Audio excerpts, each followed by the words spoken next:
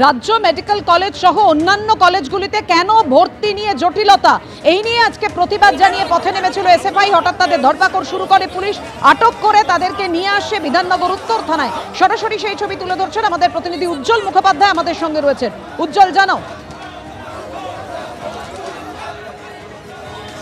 দেখো, প্রথমে তোমাকে শ্যামল যে ছবিটা দেখাচ্ছে সেটা হচ্ছে বিধাননগর উত্তর থানার ভেতরে এসএফআইয়ের কর্মী সমর্থকরা তারা বিক্ষোভ দেখাচ্ছেন, কারণ তাদের দাবি যে এখানে যাদেরকে আটক করে নিয়ে আসা হয়েছে তাদেরকে অবিলম্বে মুক্তি দিতে হবে।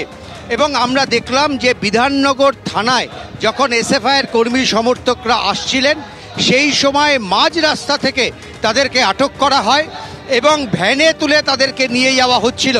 এবং তাদের দাবি কিছুক্ষণ পর তাদেরকে আবার এই থানায় নিয়ে আসা হয় এবং তারপরে তারা এখানে দাঁড়িয়ে তারা বিক্ষোভ দেখাচ্ছেন। তাদের দাবি যতজনকে আটক করা হয়েছে বিভিন্ন থানায় যাদেরকে আটকে রাখা হয়েছে তাদেরকে অবিলম্বে মুক্তি দিতে হবে, তাদেরকে অবিলম্বে ছাড়তে হবে। কোনোভাবে কি দাবি? আমাদের খুব স্পষ্ট দাবি, আমরা আজকে অ্যাডমিশনের সমস্ত যে থমকে রয়েছে গোটা অ্যাডমিশন প্রক্রিয়াটা সেটার বিরোধিতা করে যে অ্যাডমিশন অবিলম্বে চালু করতে হবে বিকাশ ভবনে এসেছিলাম। সেখানে একাধিক কমরেডকে গ্রেফতার করা ইলেকট্রনিক্স কমপ্লেক্স থানা, বিধাননগর উত্তর থানা এবং বাগুইয়াটিতে নিয়ে যাওয়া হয়েছে। তারপরে আমরা কয়েকজন এখানে কমরেডদের সাথে কথা বলতে আসছিলাম, লয়ার ইত্যাদি আসবেন, আমরা কথা বলতে আসে, পুলিশ আমাদেরকে সেই সুযোগ দেয়নি, সেই মুহূর্তে তুলে নিয়েছে। মাঝ রাস্তায় যাওয়ার পরে পুলিশ বলছে ভুল হয়ে গেছে, তারপরে আমাদেরকে ঘুরে এখানে আনা হয়েছে।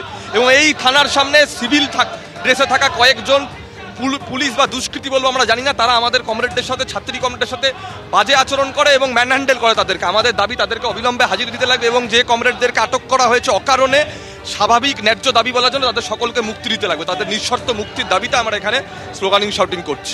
এই মুহূর্তে কিন্তু এসএফআই এখানে স্লোগান দিচ্ছেন, তারা বিক্ষোভ দেখাচ্ছেন। তাদের দাবি মূলত দুটো।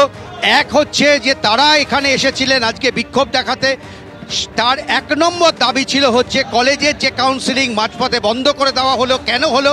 দুই হচ্ছে কলেজে কবে থেকে ছাত্র ভর্তির প্রক্রিয়া শুরু হবে। আর তিন হচ্ছে জয়েন্ট এন্ট্রান্সের রেজাল্ট কবে বেরোবে। এই তিনটে দাবি নিয়ে তারা এসেছিলেন। বিকাশ ভবনের সামনে পা দেওয়ার সঙ্গে সঙ্গে কিন্তু ছাত্রদেরকে দফায় দফায় আটক করা হয় এবং বিভিন্ন থানায় তাদেরকে আটকে রাখা হয়।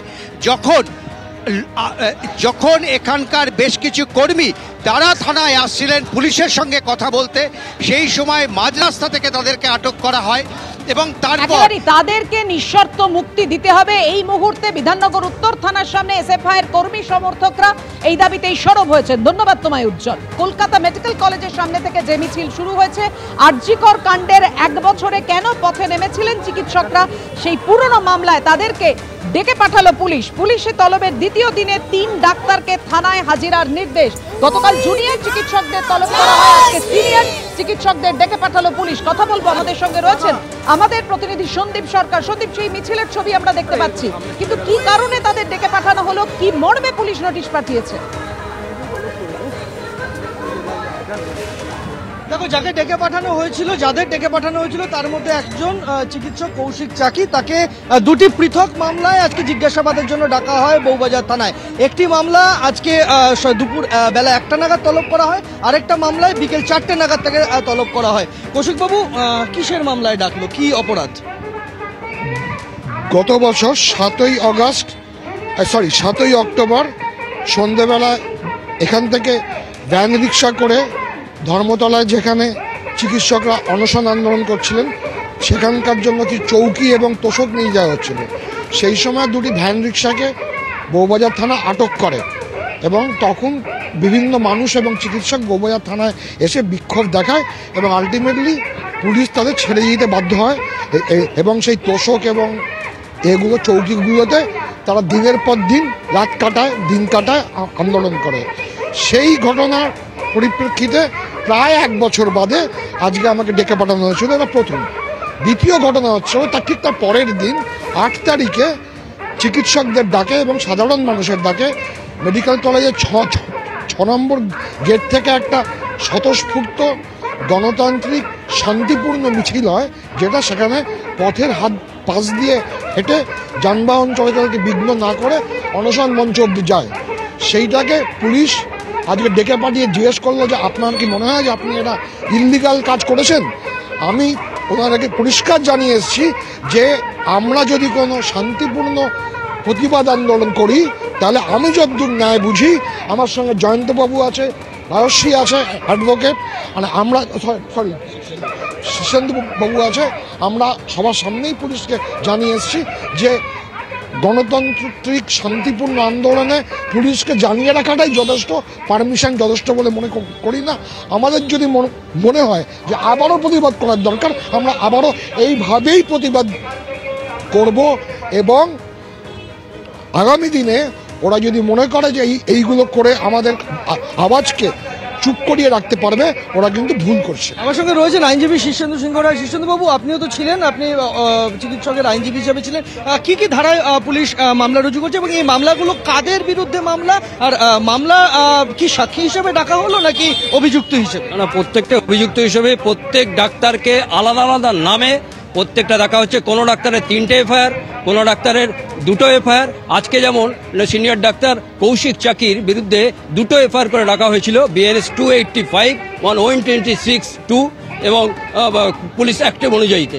সেই অনুযায়ীতে এই দিকে দেখা যাচ্ছে যে এই ব্যস্ত ডাক্তারদের আজকে পেশেন্টরা বসে আছে, তা সত্ত্বেও একই জনকে একবার 1টার সময় আবার 4টের সময় আমরা বারবার মেল করে জানিয়েছিলাম যে একই থানা, একই ডাক্তার, একই এফআইআর করে বারবার কেন আলাদা টাইমে ডাকা হচ্ছে, একই সময় নয় কেন? তো সেই জায়গাতে উনি আজকে সব ছেড়ে দিয়ে তার সহযোগিতা করতে এসছেন। আজকে রাষ্ট্রযন্ত্র যেন যুদ্ধ ঘোষণা করেছে প্রতিবাদ এবং প্রতিবাদীদের বিরুদ্ধে। সেই জায়গাতে আজকে যে ডাক্তার, একজন ডাক্তার তার কর্মরত অবস্থায় সেই জায়গাতে পাশবিক যে দর্শন এবং তার মার্ডার হলো, তার প্রতিবাদের যে গত বছর 7ই অক্টোবর এবং 8ই অক্টোবর যে মিছিল হয়েছিল, এই আজকের যিনি কৌশিক চাকি ডাক্তারবাবু, তিনি 7 তারিখে তিনি ডিউটিতে ছিলেন, তিনি মিছিলে ছিলেনই না।